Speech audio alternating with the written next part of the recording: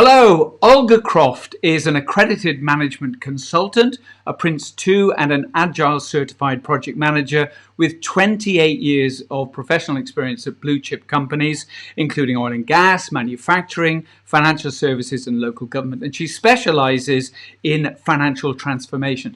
Today, we're going to look at how corporate governance is managed in different sectors and what impact changes to corporate governance will have on board directors and the organizations they run.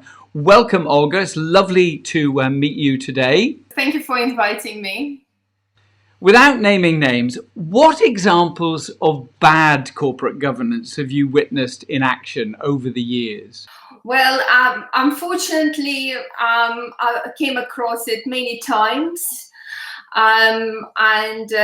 Being a part of executive team of who's reporting to the board or dependent on the board's decision, it's created a lot of issues and problems during my career. Mostly what affected me and the program or project I run is a very poor decision making, complete detachment of say reality of the operation or the risk, and basically unexecutable decisions. You've designed and run a wide variety of projects. Have you noticed different attitudes to corporate governance in different sectors? And if so, can you give us some examples?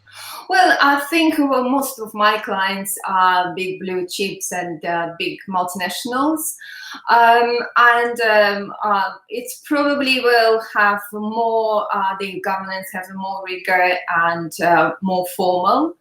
It is less formal and maybe less structured in a small and medium-sized companies. And do you think that's going to have to change in the years to come? I believe so, because I think it's a big interest of improvement of the governance across the board.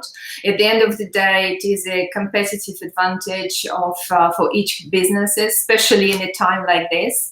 It's hugely important, and it's a lot of area for improvement. When you're running projects, does corporate governance compliance help or hinder your work when you're managing a project? Does it speed it up or slow it down? It could do both ways. As we're saying, like, if the decisions are made on time, if the program has a sponsor, it helps a lot.